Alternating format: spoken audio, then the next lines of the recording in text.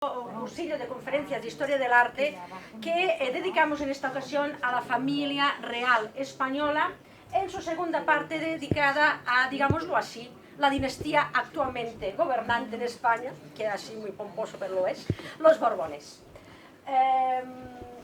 Algunos de los que vinieron pues ya en la primera parte, pues hablamos de los Austria, volveremos a hacer un pequeño repaso con unos cuantos cuadros seleccionados para los que no pudieron asistir, pues para que tengan una idea del tipo de obra que era, y para los que sí asistieron un recordatorio que nunca está mal. Hablaremos de arte, hablaremos de historia y un poco de historia del arte. Estamos en un tema que se llama los retratos de Estado también.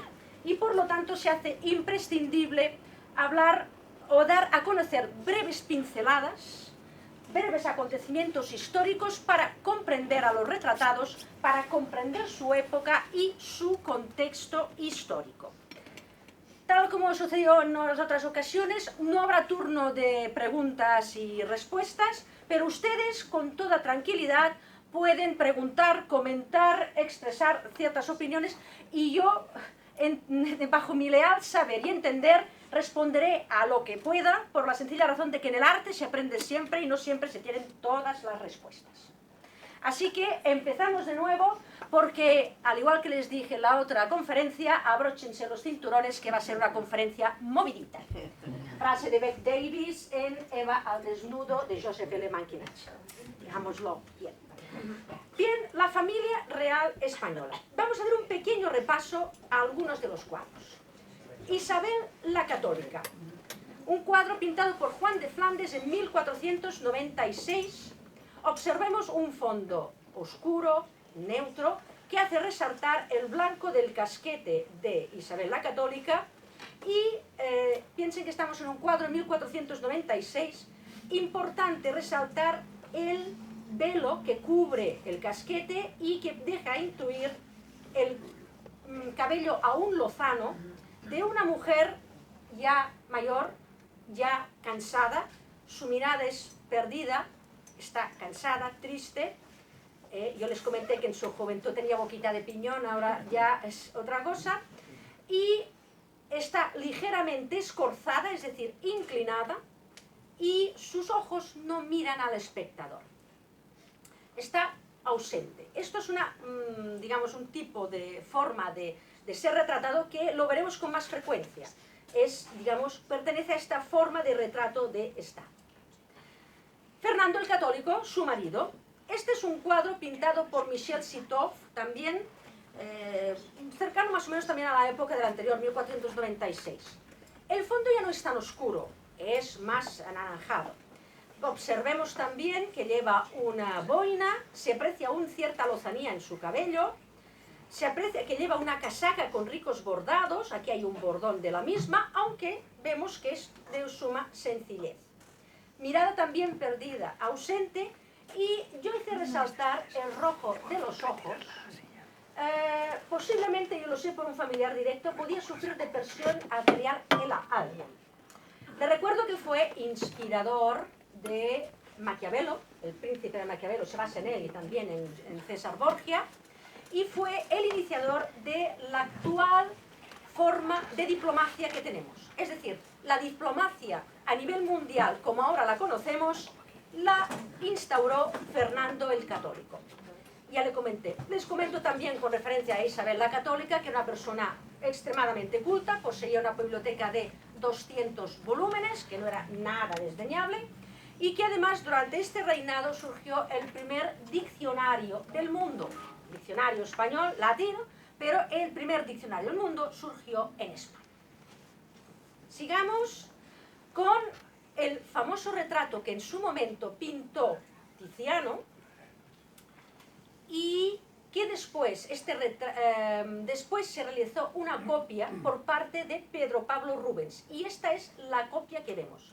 El cuadro original de Tiziano desapareció en 1734 en el incendio del Alcázar de Madrid. Aquí observamos a Carlos V, Carlos I y su ya difunta esposa Isabel de Portugal. Vemos un cortinaje rojo, posiblemente terciopelo, bordado, con bordones, lógicamente, símbolo de poder y símbolo del paisaje, símbolo de dominio, de imperio. Vemos que lleva una casaca oscura, con piel, el toisón de oro, y vemos que Isabel, ya fallecida, lleva pues, una joya importante, mangas acuchilladas, así se llama el vestido, y ambos también no miran al espectador, miran de lado, mirada ausente, y como les comenté, los guantes de viaje, de un viaje que se desea iniciar, los guantes del viaje que se ha iniciado, la muerte, y el reloj significa la espera a ese viaje a iniciar. Observen el detalle, el cuidado de los detalles de las manos en ambos cónyuges, y la verdad es que es un retrato sublime. Este retrato además puede visitarse ahora en el Palacio de Liria, propiedad de la Casa de Alba, porque fue el duque de Alba en 1936 que lo compró en una subasta. Sigamos. El pimpollo y doncel de Felipe II, retrato realizado por Tiziano, que pasó por el Photoshop, sí señores, lo estilizó y lo adelgazó para conquistar a María Tudor, que la veremos luego. Este retrato, Felipe, ya empezamos a ver algo que se irá viendo más veces, la columna. La columna significa poder. El Estado, el rey es el Estado, no sería el Estado, sería el reino en aquella época, pero la columna sustenta el poder, el rey sustenta el reino, el Estado. Y en este caso, el imperio. Lleva una rica armadura realizada por Coleman Hellschmidt. Y observamos una mesa pues bastante, no diré rudimentaria, pero sí muy sencilla, porque con las patas se puede ver, cubierta de un tapete rojo, símbolo de poder. La mano en el casco, con plumas, y aquí los guantes, ¿no? Y aquí, señores, esto es la cojonera, porque así se llama. No es broma, es así. Y como ven, pues unas hermosas piernas, que esto en la época era muy apreciado por las damas. Y claro, conquistó a María Tudor. María Tudor era tía de Felipe II. Llevaban 15 años, ella tenía 37 y él, claro, un pimpollo, 24 años, estaba en la flor de la juventud. Ya les comenté que Felipe II, llamado el Prudente también, pues se casó pues, por cuestiones dinásticas, le interesaba a su padre, pero que en absoluto le fue fiel a María, ni mucho menos, vamos, hacía todo lo que podía. Y como María era una mujer que estaba enamoradísima, coladísima por su sobrino, pues, a ver, tenía abortos reales y abortos ficticios, entre ir mandando por ahí. Y bien, ya les dije que se conocía como Bloody Mary, y que el Bloody Mary se inspiró en María la Sangrienta, porque durante su reinado más de casi entre 300 y 400 personas fueron condenadas a muerte o ejecutadas por herejes. Felipe II apoyó en todo a su mujer a nivel político, o sea, jamás se metió en berenjenales. Fue retratada por Antonio Moro, y este fue un cuadro encargado por Carlos I, porque admiraba a María Tudor. Vemos la columna, en este caso es la reina la que sustenta el Estado y el poder. Vemos que está sentada en un sillón frailero, tapizado de rojo, con ricos bordados en dorados, y ella lleva un vestido que, a ver, aquí es amarronado, pero como les comenté, este vestido originalmente era oscuro, era negro, pero con el paso del tiempo los pigmentos utilizados para realizar el morado fueron oxidándose y quedó durante bastantes años en este tono pardo, pero ha sido reparado, restaurado y vuelve a ser su color original. Lleva, pues, se decía que era la peregrina, pero no lo es una otra joya. Su rostro es austero, distante también, era fea. Pero les puedo asegurar que Antonio Moro suavizó sus imágenes, sus facciones también. Lleva, pues, el vestido se ve también, lógicamente, ricamente bordado, que una cadena lo sujeta, y la rosa Tudor, también con unos guantes. La rosa que simboliza, en este caso, Tudor, pero las flores tienen otro significado. el gran primer retrato de familia realizado por Antonio Sánchez Coella en 1596. Un retrato muy denso, muy abigarrado, de una familia que nadie existía, porque solo había Felipe II, los demás habrían palmado todo. Sí, pero bueno, eran retratos de encargo que se hacían y es lógico. Es un retrato muy interesante de estudiar por la cantidad de detalles que se aprecian. Sánchez Coello pues es un tipo de retrato entre Tiziano y Moro, o sea, las influencias se van pues de un sitio a otro.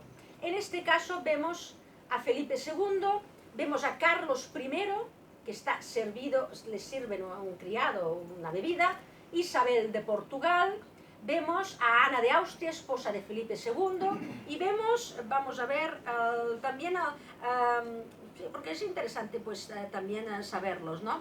Al archiduque Alberto de Austria, a la infanta Isabel Clara Eugenia, que en un principio ya les comenté, Felipe II había puesto sus esperanzas en esta infanta porque por motivos de salud y por otras connotaciones no confiaba mucho en que su hijo Felipe III pudiera llegar a gobernar.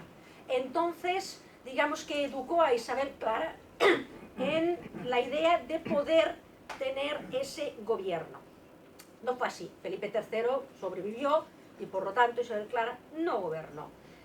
Y entonces, pues bueno, recuerden aquella frase que dijo que tantos reinos me ha dado Dios y no un hijo para gobernarlos. Pues se basó en este momento. Un retrato muy curioso que se encuentra en el Museo Nadrów de Varsovia. Lo tienen los polacos. Y pasemos a Felipe III. Felipe III en un cuadro realizado por Velázquez y otros en 1635, ya había fallecido, falleció en 1621. Es un retrato ecuestre, es un retrato, el caballo en corbeta, así se llama, y vemos a Felipe III en un paisaje brumoso, tempestuoso, como rey de poder gobernar las más bajas pasiones, las suyas y las del pueblo. Y no fue así, porque tal como les comenté, fue un ludópata empedernido, y se arruinó a sí mismo, arruinó parte del tesoro, arruinó a su valido, etcétera, etcétera, porque jugaba que era un contento. Llevaba aquí una gran franja que significa, así como la bengala, ser jefe supremo de los ejércitos. Un retrato costero y que, bueno, fue realizado junto con el que veremos ahora, el de su esposa Margarita de Austria, para vestir las paredes del Casón del Buen Retiro que su hijo, Felipe IV, decidió construir para solaz y divertimento de la corte. Entonces eran grandes cuadros, estos cuadros hacen 2 y 3 metros, tanto de altura como de anchura aproximadamente, y había que cubrir las paredes. Margarita de Austria. Margarita de Austria la vemos en un paisaje muy distinto, la calidad de la imagen no es muy buena, pero es que a veces es lo que se encuentra. Un paisaje en el atardecer, un caballo tranquilo, sosegado. Esto es la casa de campo. Aquí tenemos la fuente del Águila, que ahora está en el Escorial. Y lleva un vestido ricamente bordado, con mangas paja. Ya vemos aquí los cuellos lechuguilla, o gorgueras. Felipe III también lo llevaba. Y bueno, pues una figura muy hierática, que da a entender que era reina, que evidentemente como consorte no tenía el mismo poder que el rey, pero sí sus atributos y atribuciones, y que por lo tanto estaba un poco, no diré por encima del bien y del mal, pero sí que tenía cierta altanería. En este caso, pues, un retrato tranquilo y sosegado, el otro es de izquierda a derecha, para decorar estas paredes. Ahora todos estos están en el Prado. Felipe IV y su esposa Mariana de Austria en un extracto del cuadro de las Meninas de Velázquez, y los he puesto como dinastía y continuidad. Ya les dije que si Felipe III era un ludópata, Felipe IV era una matomasexual, porque entre 38 y 45 hijos bastardos se le reconocieron. Nos historias de una cantidad. Solo uno fue reconocido, el que tuvo con una famosa cantante y actriz de la época. Y Felipe IV en este caso miran con arrobo a la pequeña infantita Margarita, que hablaremos después. Y Carlos II, sí, mal llamado el hechizado. Carlos II, lo vemos aquí, está en un cortinaje abaldequinado. A nivel arquitectónico, el baldequín, para que ustedes se hagan una idea, es elemento arquitectónico que se encuentra en el Vaticano de Roma, y cuando el Papa da las misas en la nave central, es ese elemento arquitectónico que cubre parte del altar. Por lo tanto, abaldequinado, bordón dorado, símbolo de poder. Carlos II va vestido a la española, por eso va oscuro. Aquí vemos un león, aquí vemos el león y la bola que sujeta el mundo, símbolo de poder y de dominio. Carlos II tiene 10 años, fue pintado por Juan Carreño Miranda. Carreño Miranda fue un autor, muchos de estos autores no son conocidos para el gran público, pero fue un pintor seguidor de Velázquez, con una técnica aproximada también, y que también se dedicó a pintar nobles y personajes importantes de la época. Este cuadro se sabe que se realizó en el Alcázar de Madrid, que como he dicho se incendió, y estos son espejos con marcos de águila, y en el que podemos ver una serie de cuadros, y ahí se sabe dónde era el espacio. Sujeta el sombrero y bueno, aquí tenía el pelo muy lacio, lleva por supuesto el toisón de oro y tenía el joven 10 años de edad. Y vamos a detenernos un poco en esta figura, porque ahora vamos a pasar a algo muy distinto. Vamos a ver un poco aquí de historia. Hasta ahora hemos estado viendo una serie de retratos que, generalizo, son sobrios, austeros, dignos. Son personajes que han sabido, digamos, tener la responsabilidad del poder, aunque no la hayan sabido ejercer. Pero como mínimo asumían ese tipo de poder y de prestancia. Son cuadros muy dignos, austeros también. Y en este caso, digamos que pasaremos a algo ya mucho más florido. Hablemos de Carlos II y hablemos, aquí vamos a hacer sí historia y si me permiten no habrán imágenes para concentrarnos más en el tema. El reinado de Carlos II, mal llamado el hechizado, sí es cierto. El pobre, su segunda esposa, lo sometió a exorcismos debido a sus características físicas. Heredó un imperio maltrecho y también los problemas consanguíneos de todos sus antepasados. Por lo tanto, pues pobre hombre era más feo que el copón, pero debido a las enfermedades que sufría. No obstante, su cabecita estaba muy bien amueblada. Y supo mantener el maltrecho imperio bastante bien, supo dejar una hacienda, digamos, bastante razonable, es decir, sin graves problemas económicos. Contó con el duque de Medinaceli y el conde de Oropesa como principales baluartes de su economía y su forma de gobernar, aunque evidentemente su salud le hizo muchos estragos.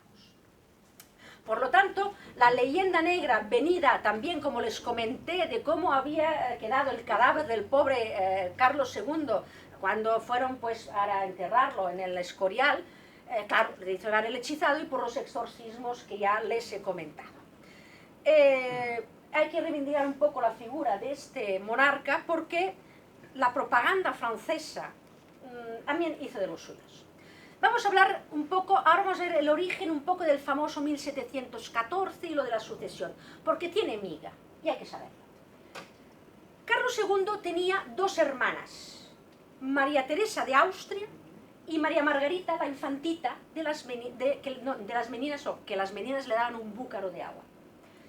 María Teresa se casó con Luis XIV de Francia, tuvo al delfín de Francia, que fue Luis de Francia, no fue Luis XV, y por lo tanto era sobrino de Carlos II, línea directa. Y María Margarita, pobrecita, se murió a los 21 años de parto de su cuarta hija y se casó con Leopoldo I de Austria.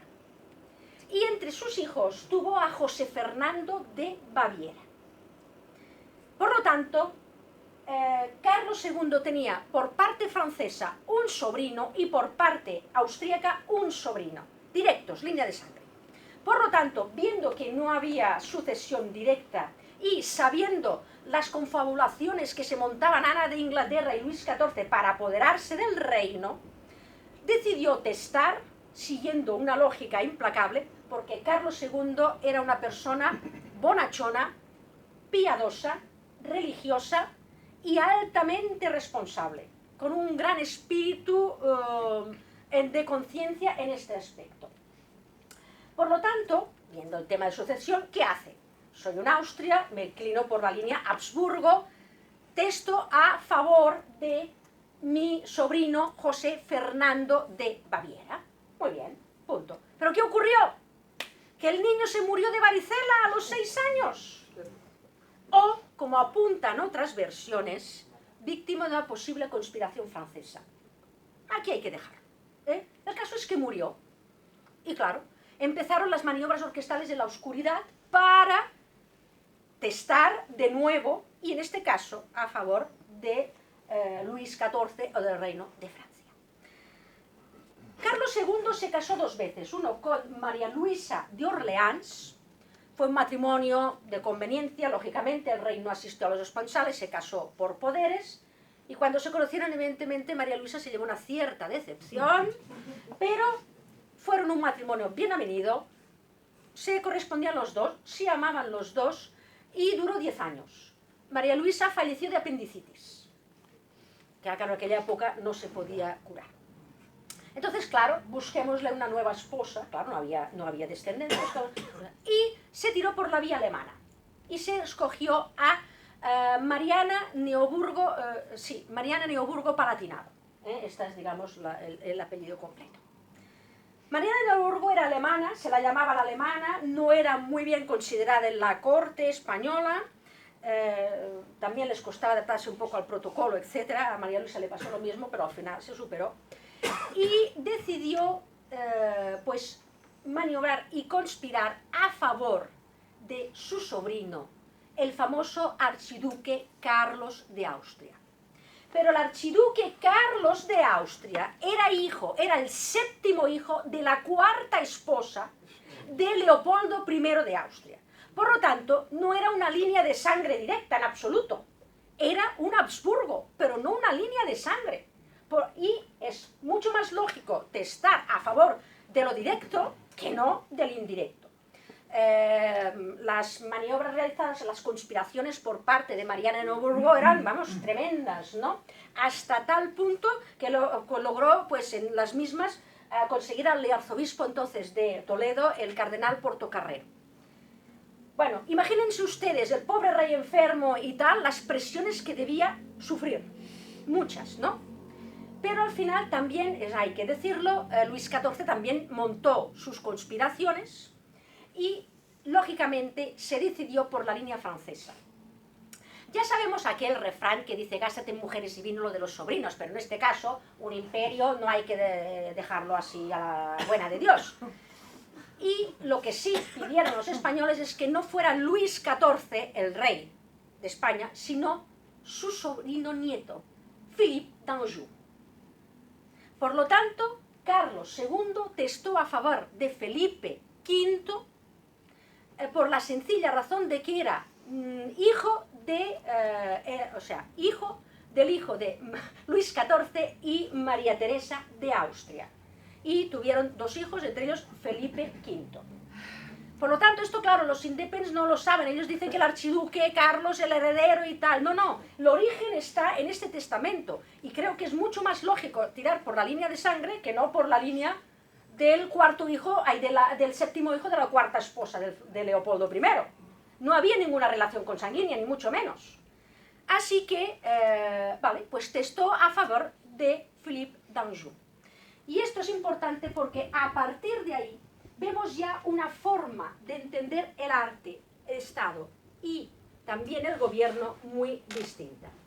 Porque esta es la familia de Felipe V, evidentemente. Y fíjense ustedes que este cuadro, concretamente, estamos ante un cuadro de lo que se llama estilo rococó. Unos consideran que el rococó fue un estilo posterior, o sea, que siguió al barroco. No. Es un estilo, y yo estoy más de acuerdo en esta acepción, digamos que convivió con el barroco. El barroco es muy conocido por sus luces y sus sombras, ¿no? Hay luminosidad, pero también hay oscurantismo. El siglo de oro es palpable en este tema, ¿no? El rococó es un estilo, digamos, frívolo, superficial, alegre, cortesano.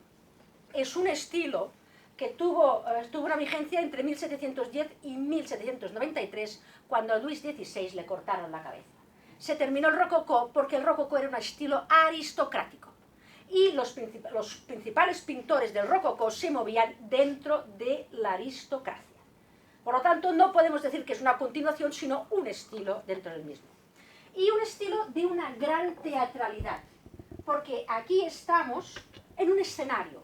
Es un salón de baile o un salón de música, y vemos curiosamente unos músicos tocando. Y aquí me voy a permitir un pequeño inciso para que entiendan más esa pomposidad del rococó. Escuchemos estos fragmentos.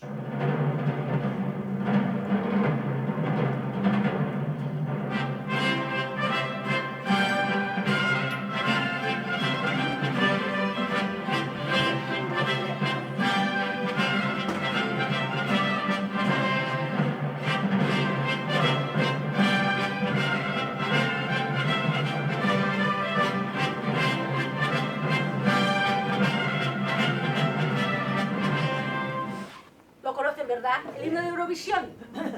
El himno de Eurovisión. Sí y no, evidentemente. La red de televisiones europeas escogió este himno pues para la conexión con las distintas televisiones. No obstante,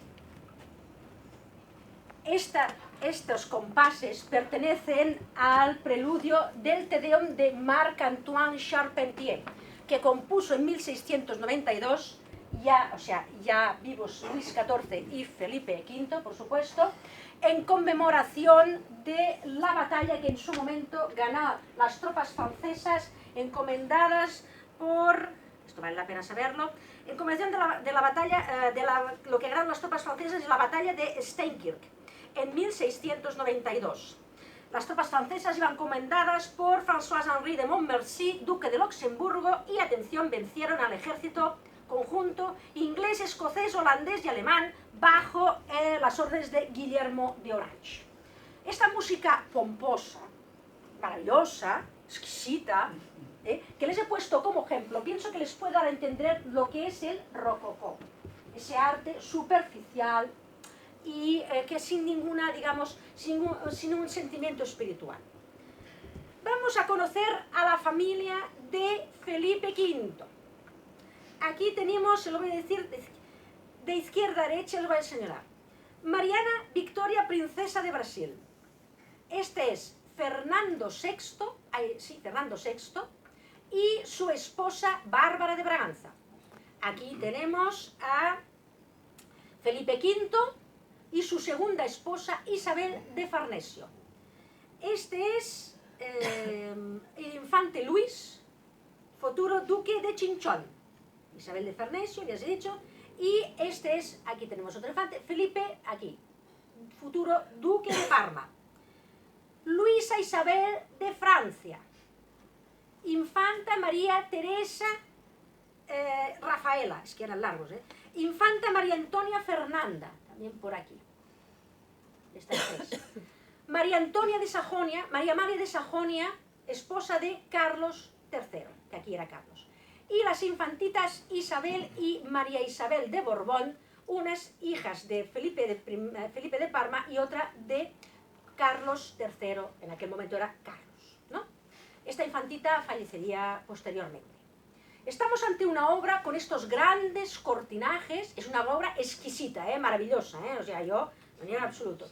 Grandes cortinajes, imaginen ustedes la pincelada, la luz, la teatralidad que existía, el saber dar los arrugados del cortinaje, el saber detallar a los músicos. Y observamos que el poder ya se entiende de otra forma, en varias columnas. No es que se hubiera dividido, es que ya vemos otra expresión. Todos los detalles de los vestidos, con los armiños, las niñas jugando con un perrito faldero, etc., son absolutamente abrumadores. Y si antes en el cuadro de Carlos I y Isabel de Portugal veíamos un terreno de olivos dando a entender dominio, aquí ya vemos un jardín con una fuente. Por lo tanto, ya aplicamos otra forma distinta de ver el poder. hay hay detalles psicológicos en el mismo, todos nos miran, las inclinaciones. Piense que se conserva, este retrato se realizó en 1743 y realmente Michel Van Loo tardó unos cuantos años en pintarlo, no se crean ustedes. Y hay bocetos que todavía se conservan en el Museo del Prado porque iba colocando de manera distinta a los personajes, pues para buscar el equilibrio y también pues para manifestar digamos, ese poder ya de una forma más pomposa y un tanto más etérea, ¿no? Yo quisiera destacar aquí las palabras de Juan José Luna, que es un experto del Museo del Prado, que dice: se busca la representación de la majestad regia con los atributos que le pertenecen, el sentido de gloriosa continuidad dinástica y la pompa que rodea su poderío expresada con suntuosa fastuosidad. Realmente el cuadro pues queda definido de esta manera y vale la pena decirlo, pues hacer mención de Juan José Luna. Vamos a ver. Bueno, esto es el ejemplo del rococó. Este cuadro es famosísimo de Jean-Luc Fragonard, esto es imposible, pero en la nobleza esto se cultivaba. Y lo he querido poner para que vean el ejemplo de rococó. Felipe V y Isabel de Farnesio, pintados por Michel Van Loo, evidentemente con las mismas connotaciones que tenía la otra obra, pero digamos ya centrados más en el matrimonio. Se ven también que los detalles son preciosistas. Evidentemente Michel Van Loo era un pintor rococó y por lo tanto surgía esta pompa y esta también detalle. Las veladuras empleadas aquí en los blancos son exquisitas, maravillosas, el traje es de seda y hay la brillantez del traje de seda. Felipe lleva la banda del Santo Espíritu, ya una barra, ¿no? Un bastón con decoraciones militares y el rico vestido que lleva también Isabel de Farnesio, ambos con peluca. Y aquí tenemos la corona y algo que veremos también, y aquí también se puede percibir símbolos heráldicos, castillos torres y leones. El león, símbolo de fuerza, de vigor, de energía, de dominio, y el castillo, pues, territorio. Felipe V. Esto que voy a decir ahora, a los indepes les haría muchísima gracia, pero hay que decirlo, porque hay que decir lo bueno y lo malo. Felipe V no quería ser rey. Le tocó el gorro sin haber comprado el boleto. Felipe V sencillamente nació en Versalles, vivía felizmente en Versalles y además tenía una serie de problemas psicológicos bastante graves. Padecía un trastorno bipolar que se diría, aunque también se sabe que padecía otro tipo de enfermedades, astenia con pesadillas violentas e hipocondría. Felipe V se le llamó el animoso y se le llamó después el melancólico. Pasaba de estos estados fulgurantes, sino que se lo digan a su primera mujer, María Gabriela de Saboya, de la foosidad en todos los términos que empleaban, a la melancolía más absoluta. Digamos que llegó a tal estado psicológico deprimido que cuando falleció su primera mujer, María Gabriela de Saboya, cogió una depresión de caballo importante, ya empezó después con trastornos de neurosis maníaco-depresiva, y bueno, en 1728 sufrió una crisis muy aguda que obligó también a Isabel de Farnesio a tomar las riendas, aunque anteriormente, en 1725, había testado a favor de su hijo Luis, mejor dicho, abdicado, pero Luis falleció. Por lo tanto, tuvo que volver a ser las reinas del poder. Felipe V, pues, llegó a tal estado de demencia que recibía a los mandatarios por la noche, en camisón, sin pantalones, no respetaba ninguna norma de higiene, no se cortaba las uñas e incluso se pensaba que era una rana y, eran los tapices que habían en el palacio y empezaba a escalar pensándose que era una rana. Sí, llegó a un estado, digamos, mental muy agudo, ¿no? Y claro, pues tuvieron que tomar las riendas del poder de otra forma. No, bueno, es que es lo que quiso, ¿no? En su gobierno, Felipe V, digamos, realizó una completa modernización de las técnicas administrativas. Y esto es importante a tenerlo en cuenta. Actuó gracias, o sea, digamos que puso profesionales a cargo de la administración del Estado. Y esto es una técnica que copió de Luis XIV, porque Luis XIV tenía muy claro lo siguiente: no era el Estado él, porque la famosa frase "el Estado soy yo" realmente se la atribuyeron sus enemigos. Luis XIV sabía que si en lugares administrativos y de gobierno colocaba a plebeyos, si le interesaba facturarlo, les daba un puntapié y punto.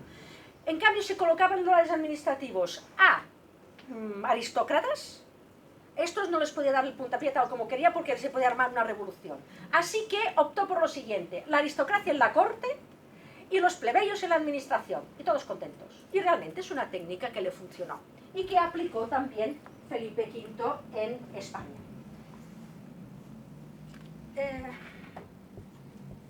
Pasemos a otro cuadro que nos dará un poco más de margen. Este cuadro es bastante desconocido. El arte, a veces me gusta que a veces pongan noticias y cosas sobre arte y tal, pero es mucho más complejo, tiene muchas más aceptaciones y muchos mensajes muchas veces que no se aprecian en la visita de un museo. Hay que leer mucho y hay que estar muy al quite de muchas cosas, y este cuadro les va a interesar.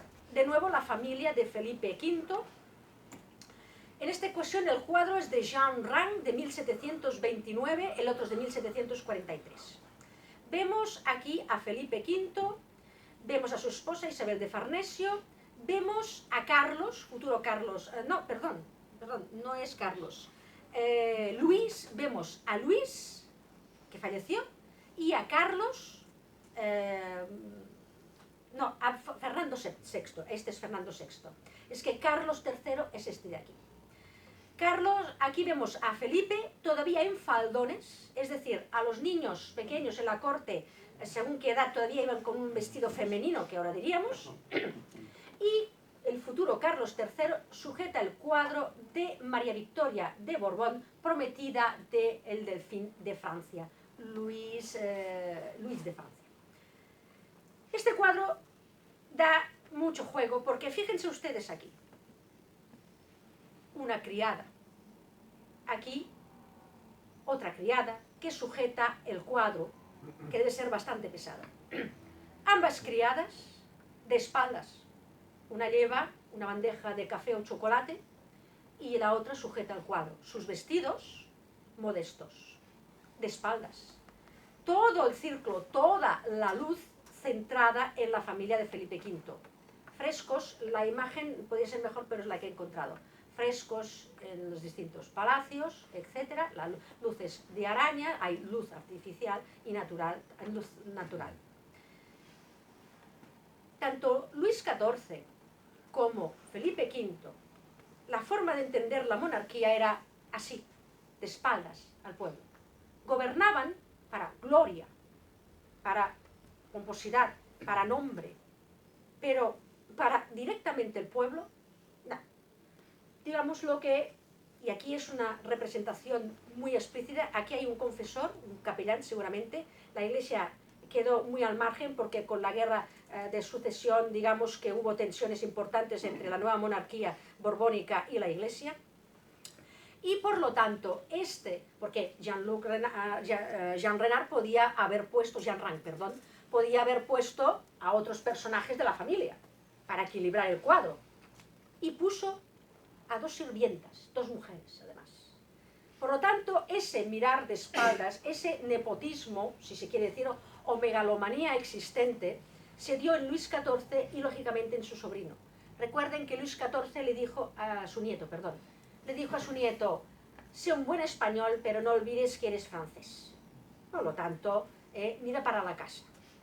Y este es un cuadro curioso, interesante. Yo encontré y verdaderamente me fascinó el hecho de ambas criadas mujeres, vestidos ajados, así. Esta forma pomposa de gobernar después será sustituida. Y esta pomposidad, esta gloria, lo podemos ver en este cuadro de Charles Le Brun, un pintor muy famoso, decoró con frescos Versalles, hay grandes obras, se hizo una exposición aquí en el CaixaForum y se llama sencillamente Luis XIV entre los dioses, es decir, en el Olimpo. más ya no se puede pedir. Esa forma de gobierno, por eso les he puesto la música y por eso les pongo este cuadro, esa forma de gobierno, de entender el poder como gloria personal, como gloria para Francia, pero no para el pueblo de Francia. Porque Luis XIV también dejó una hacienda bastante mermada y además con unas hambrunas por parte del pueblo importantes. Pero, eso sí, dejó Versalles, dejó cultura, dejó arte, y eso también es un patrimonio digno de tener en cuenta, pero el pueblo se moría de hambre. Así de claro. Y Felipe V siguió sus mismas reglas. Con Felipe V tenemos la Real Academia de la Historia, tenemos la Real Academia de la Lengua, tenemos la Granja de San Ildefonso y tenemos el Palacio Real. Es decir, cultura, nos dejó cultura, que está muy bien, pero bajo este pretexto nos dejó un patrimonio importante. O sea, hay que merecerlo, pero hay que comprender que hemos pasado de unos cuadros austeros, dignos, sobrios, a algo mucho más etéreo, superficial, pomposo y glorioso, por así decirlo, ¿no? Fernando VI. Bien, Luis falleció y Fernando VI. Hablemos un poco de Isabel de Farnesio. Isabel de Farnesio la llamaban la parmesana. Era una mujer de armas tomar. Las feministas tendrían que tomar ejemplo. Era una mujer, pues, yo pienso que vale la pena saber cómo la definían. Vale la pena leerlo. No era excesivamente guapa, aunque de porte distinguido. Tenía el rostro marcado por las viruelas, expresivos ojos azules y nariz prominente. Además era agradable y por encima de todo dejaba traslucir una energía e inteligencia fuera de lo corriente. No vamos a entrar, como he dicho, en los grandes hechos históricos, pero en estas pequeñas cositas que dan a entender el carácter.